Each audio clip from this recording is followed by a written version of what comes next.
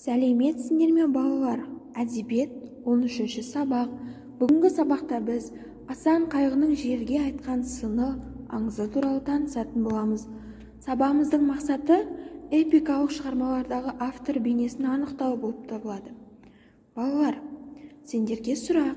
Балалар, әдебиет жанрындағы тағы бір түрі аңыздар туралы не білеміз? Бұрын аңыз деген сөзді естіген бе едіңдер?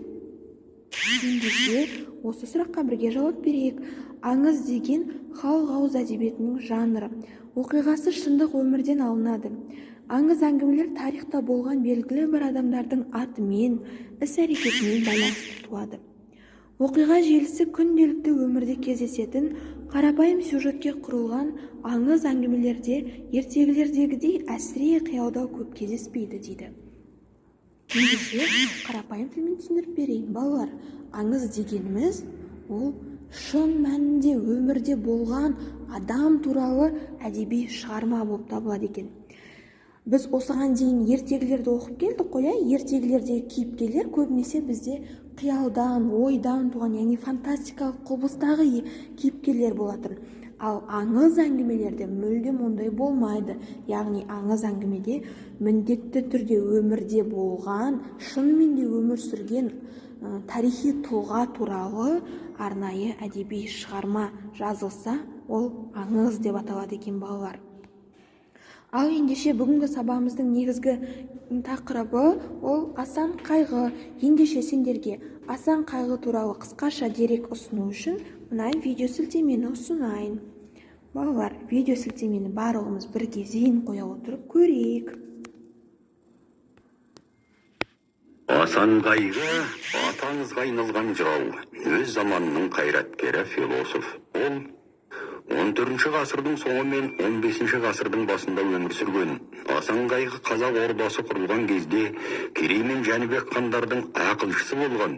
Ол хан мен бұқара халықтың арасын жақындатып, мемлекеттің нығаюына үлкен үлес қосқан. Ел қонысы үшін жер үйікті іздеп барған жерлердің қадір қасиетін кейінгі ұрпаққа өсиет етіп қалдырған.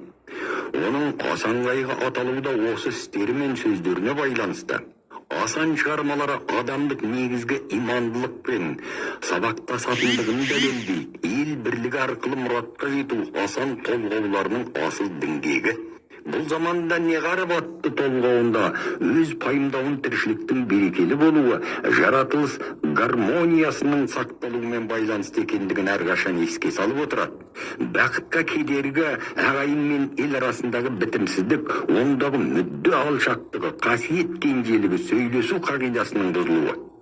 Сөйлесуде өзара түсінік жетіспесе, онда үйлесімділіктің, ынтымақтың болуы мүмкін еместігін, зияндық күйзеліс көрінісі, адамгершіліктегі ғарыптық белгісі.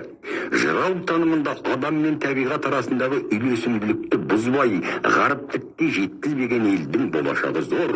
Бұл терең тұжырым жыраудың есті көрсең кемдеме атты толғауында да жалғастық табады. Имандылық, нәпсі жетегінде барға тасымау, жоққа жасымау, алаш баласының кісілік келбеті. Жыраудың толғауда көрінетін ұлы арманы, ағайынның татулығы, ел мүддесі. Ал балалар, ендеше видео сілтемеде бізге қандай ақпарат берді? Асан Қайғы деген кім екен? Асан Қайғының шығармаларының негізгі идеясы қандай болып табылады екен? Ендеше бұл сұрақтарға WhatsApp желісі арқылы жауап беретін боласыңдар. Балалар, сендерге Асан Қайғы Хасан Сәбитұлы туралы қысқаша мәлімет бердім. Осы мәліметті оқулықтарынан тауып, мәтінді сынып жұмысы барысында оқып, мазмұндарында айтатын боласыңдар. Ал екінші жазба жұмысы 7-ші тапсырма. 7-ші тапсырмада егер Асан Қайғы бүгінгі өмірде болса, осы күнгі жерлерге байланысты қандай сын айтар еді деп ойлайсыңдар? Өздерің картадан бір жерді таңдап, сол туралы сын ойларыңды айтып беріңдер.